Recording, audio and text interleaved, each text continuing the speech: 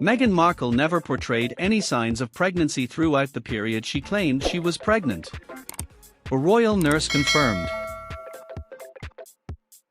A royal nurse has testified that she didn't notice any signs of pregnancy throughout her stay in the royal house. She was brought by King Charles in the royal house to care for all the women in the royal house, especially during pregnancy. She has been doing that to everyone who gets pregnant in the royal house, and she happens to be the first person who notices the early signs of pregnancy. An example is Princess Kate. When she was pregnant, the royal nurse was the first to notice, and she raised alarm to the entire royal house about the good news, but this was not the case with Meghan.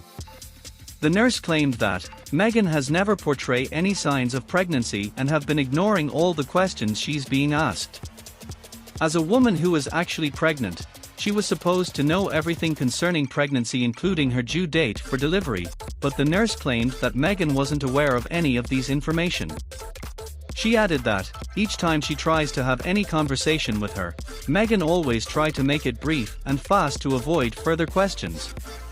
Meanwhile, the press watchdog has upheld a complaint that a Jeremy Clarkson opinion column in The Sun was sexist towards the Duchess of Sussex, describing some of the comments about her as pejorative and prejudicial.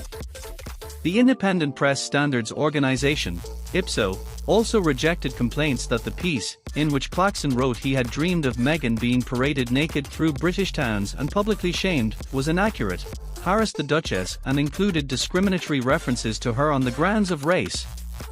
The newspaper will have to publish a summary of the findings against it on the same page as the column usually appears, along with a notice flagging the statement on the front page of Saturday's edition and on its website.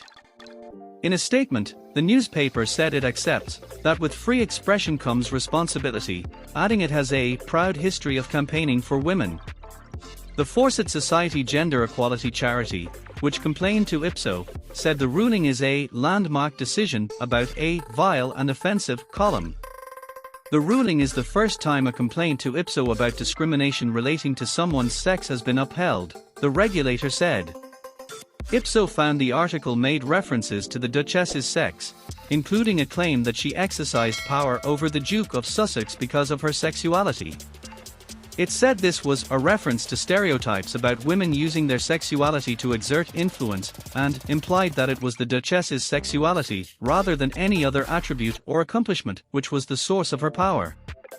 The regulator also found the article's use of comparison to Scotland's former First Minister Nicola Sturgeon and serial killer Rose West was because the three are female. In the article, Clarkson wrote, "I hate her, Meghan. Not like I hate Nicola Sturgeon or Rose West. I hate her on a cellular level."